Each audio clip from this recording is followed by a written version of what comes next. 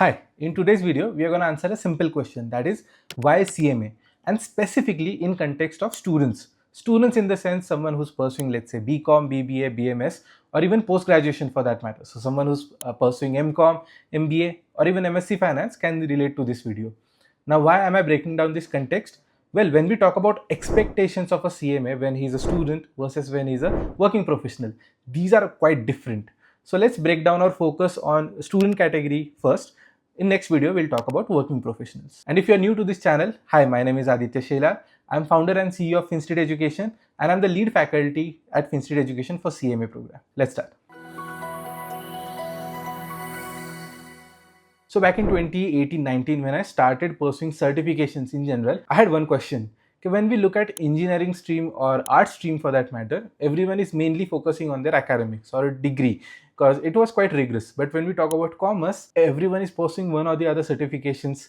During my time, Indian certifications were quite dominant. US and UK certifications were just entering the market. But I had this question, why specifically commerce students have to go for certification? Then I went through the curriculum of BCom degree, which I completed in 2018. I understood that whatever is there in the whole curriculum, it shouldn't take more than a month to learn that. Secondly, it's not rocket science. Third thing, it is not even relevant. That was a big shock to me, that I'm going to spend 3 years pursuing something that is completely outdated. When I join an office or go on a real job, there will be another set of training that will make me relevant and help me, let's say, prosper in my career over a number of years. So after understanding all this, I realized I have 3 years and I can't waste it like this. I can't be just another guy who is doing BCom, and after BCom I wake up to a call that, hey, I've just spent learning something that is not that valuable and now I need to do something more. So I decided somewhere around in SY BCom, chalo, let's do certifications. Then starting with certifications, I came across two categories of certification. One was specialization certifications. For example, FRM only focuses on risk. Second is CFA, only focuses on investment management. So let's say if you have a fund, you want to invest, the psychology behind investment, stock market, capital market, how to analyze a business from investor perspective, that was the focus. And these were all niche category certifications, and I felt okay. But I had a doubt. Okay, this specialization, if I pursue this and I might get stuck over here, what then? Second option was general certifications, मतलब a certification that is pretty much touching everything, कि उसमें capital markets भी है, so investment management is there, risk management is there, accounting is there, auditing is there, costing is there, technology part is there, and number ethics वगैरह सब कुछ है. General category certifications. There were two certifications, one was CIMA CIMA and second one was CMA. यहाँ पे I would say in terms of curriculum it was split kind of 50-50, कि थोड़ा management accounting या pure accounting पे 50% focus and remaining 50% on core finance. And I was under a huge dilemma कि what should I do. One thought process said कि यार I love derivatives, so derivatives is part of risk management. I will complete FRM and I want to be the next big derivative person in India.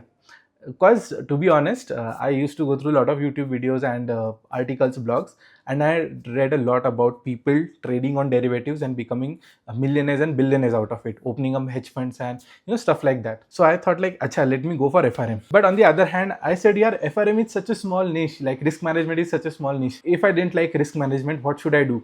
And I was under this FOMO.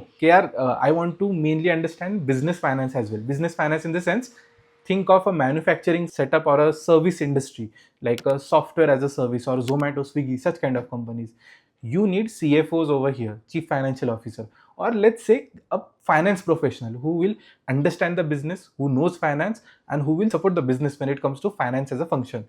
So मुझे business वाला finance I wanted to learn, and secondly, I also wanted to learn derivatives. So I said, okay, I'll do both. And this wasn't a good career move because derivatives is one extreme, or risk management is one extreme, and business finance is one extreme. And business finance had a lot of scope. So in terms of making a career, this was very easy. Like CMA karke, there were so many options open. So it was a no-brainer that CMA I have to do. But I was very tempted to do FRM because 80% of the curriculum is derivatives only. I completed FRM and I understand derivatives are so risky. Secondly, you need so much capital for it, lakhs on lakhs of rupees. And after completing FRM, I was like, okay, I've completed FRM, but now I don't want to trade in derivatives or don't want to go there. Fortunately, I was pursuing CMA as well simultaneously. I completed CMA And when Deutsche Bank came knocking on BMCC's door for placement recruitment, I had both certifications on my CV. And you won't believe, they had a team which was like accounting for risk numbers, and they selected me there because they said, Aditya, you have FRM, so you know risk.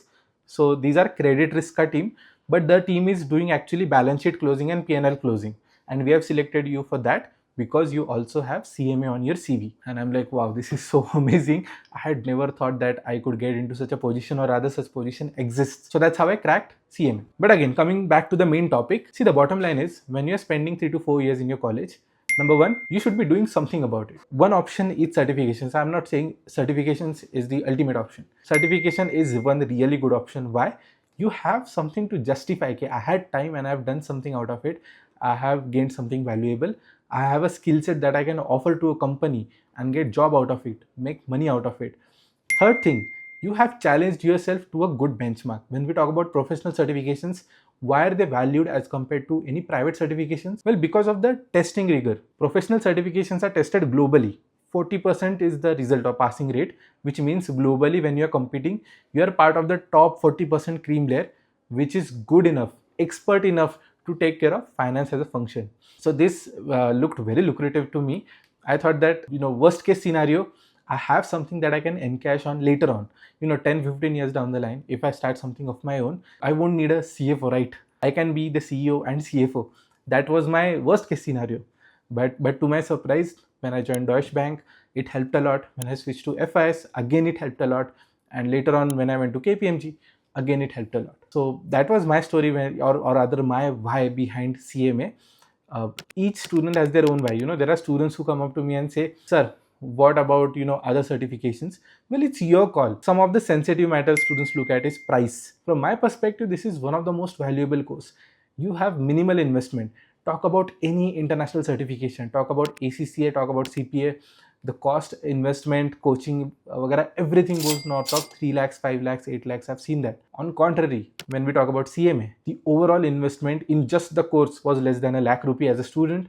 And let's say if you're joining coaching, it is less than 1.7, 1.8 lakh rupees even in current scenario. So compare it with international certification, one of the most valuable one. Second parameter which students look at is placements. Now, to give you idea about placements, how institutes, means IMA or even ACCA का main institute hai, we have CFA institute, how institutes place their students mainly through two ways. One is industry integration, which IMA is doing a lot. But second major way of placement is alumni base. IMA became active after 2012-2013 in India. So we have a small alumni base when it is compared to other certifications. Other certifications have been there for 20-30 years in India. So their alumni base is bigger. So their awareness is bigger and number of things are bigger. But even with small alumni base, you have a very, very big advantage. Whenever you're a small community, it is strong and intact. I know some people in few companies where they have pretty much lobbied for CMA. I recently shot a video on my own personal channel regarding top 10 companies hiring CMAs. Why are these top 10 companies? The number of companies are smaller, but the chances of conversion are way higher because there are so many CMAs already working over there. Secondly, our institute has good relation. Third thing, we have huge alumni base concentrated in these companies only. So getting into these companies is easier rather than randomly applying. Third thing, the spectrum is increasing every year. Means few years ago, I hardly heard anyone getting into PepsiCo. Literally 3 months ago, two of my friends back to back who just had CMA got into PepsiCo, Hyderabad, at a very lucrative package. Things are changing, but it cannot be over time. It takes time for a macro level change. But when we talk about micro level change, you need to know those hotspots. You need to know those companies, those mentors, those people who can get you connected, who can get you referred, and who can get you placed. So when we talk about placement as a thing, if you go at macro level data, you won't find much reference. But go at micro level data. Talk to people who are CMAs, who are enrolled already. Because it's a bottom line. A lot of people come to me saying, Aditya sir, there's so much negative sentiment around placements and everything. And I'm like, if you talk to people who couldn't make anything out of it, they are going to give you negative feedback. If you talk to people who made something out of it, they will give you positive feedback. But bottom line is, if something doesn't work, it closes down. It won't survive. For example, I'll give you example of a certification. They tried their best, okay, over time. Didn't do it around. They had some tie-ups, like there's a long story behind it. But when I talk about in current time, I don't see anyone pursuing it. From my perspective, it's no longer relevant. But again, perspective, subjective. I don't want to go into that topic. But अगर कोई certification काम नहीं करता है, institute बंद हो जाती है. There's one more certification that I know of, which is based out of UK, that is also failing. Why? Because it isn't growing anymore. Students aren't enrolling. They are not getting jobs. They don't have any industry integration. There's no actively working on ground for them. बंद हो जाती है institute. It doesn't work. So bottom line, CMA is one of the fastest growing certifications in India. If talk about membership base, turnaround, everything. And I think that pretty much gives you a good idea why CMA from student perspective. One more thing, just I'll shed some light on someone who has just completed graduation. One thing that a student who is not going to college is desperately looking for an opportunity. They have two options. One is go for MBA or go for a job. If you get a good job, frankly speaking, you don't need an MBA. Take 2-3 years का experience, आराम से build your profile, go into top tier, go to IIMs and IITs of the world. That is where you make real money. Or else stick to experience, you will still make money. MBA from tier 2, tier 3, not worth it at all. But let's say if you're not going for an MBA and you strictly need an opportunity, you want something that you can complete in short duration, get into workforce immediately, and then focus on getting experience. Because in today's market, still certification is considered secondary. Work experience is number one. And a combination of work experience and certification can take you places. So that's what I tell my students. If you're out of college, go and appear for interviews. At times, even when you don't want a job, I would say go and appear for interviews. It's a good practice. You get experience, you understand the process, and you kind of understand, you set yourself some real expectations. So that's the basic idea. I think the biggest benefit for graduated students is that you can complete it in 6 to 7 months because you have full time. You can study 6-7 hours a day. If you're studying 6 hours a day, I think 3-4 महीने में, in 3-4 months you can complete it. And if you're, let's say, studying 10 hours a day, for sure in 3 months you should be able to complete it. Yeah, that's pretty much it when it comes to why CMA. In the next video we'll talk about why CMA for working professionals.